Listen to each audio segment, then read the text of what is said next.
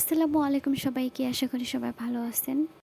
আজকে ভাবলাম অনেক জায়গায় ঘুরবো, নির্দিষ্ট কোনো জায়গা নেই। সেজন্য আমরা চলে গেলাম প্রকৃতির সৌন্দর্যকে উপভোগ করার জন্য।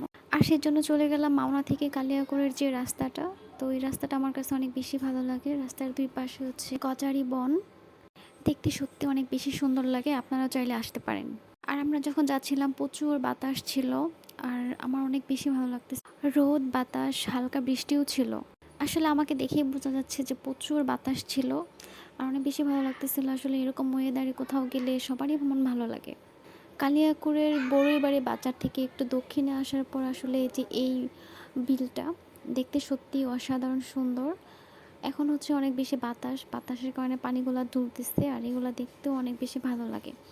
আমি এখানে অনেকক্ষণ দাঁড়াইছিলাম, আসতেই মন চাচ্ছিল না। প্রকৃতিটা কত সুন্দর, আসলে না দেখলে বোঝাই যায় না।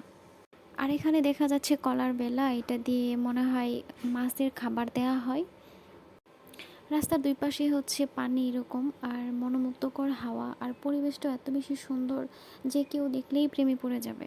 আমার কাছে অনেক বেশি ভালো লাগতেছিল। আমি আসলে আসতেই যাচ্ছিলাম না। প্লাস হচ্ছে আমার ছোট্ট একটা বাবা ছিল, সেও বলতেছে মাম্মা মাম্মা আর কিছুক্ষণ এখানে থাকি। সে বারবার বলতেছে যে আসো আমরা নৌকায় উঠে, বাট আমার কাছে অনেক বেশি ভয় লাগে। আমি পানি দেখে অনেক ভয় পাই, সাঁতার জানি না, সেজন্য আমি নৌকাতে উঠি নাই, ওরা উঠছিল। ছোট্ট একটা রাস্তা, চারপাশে হচ্ছে বিল। আসলে একদমই পানি ছাড়া কিছুই দেখা যাচ্ছে না। আসলে প্রকৃতিটা অনেক বেশি সুন্দর। ঘুরতে ঘুরতে অনেক জায়গায় গেলাম, মাঝখানে আসলে একটা বিলের মধ্যে এমন দেখা যাচ্ছে পানির নিচে মাছ। সত্যি অনেক বেশি ভালো লাগতেছিল দেখে।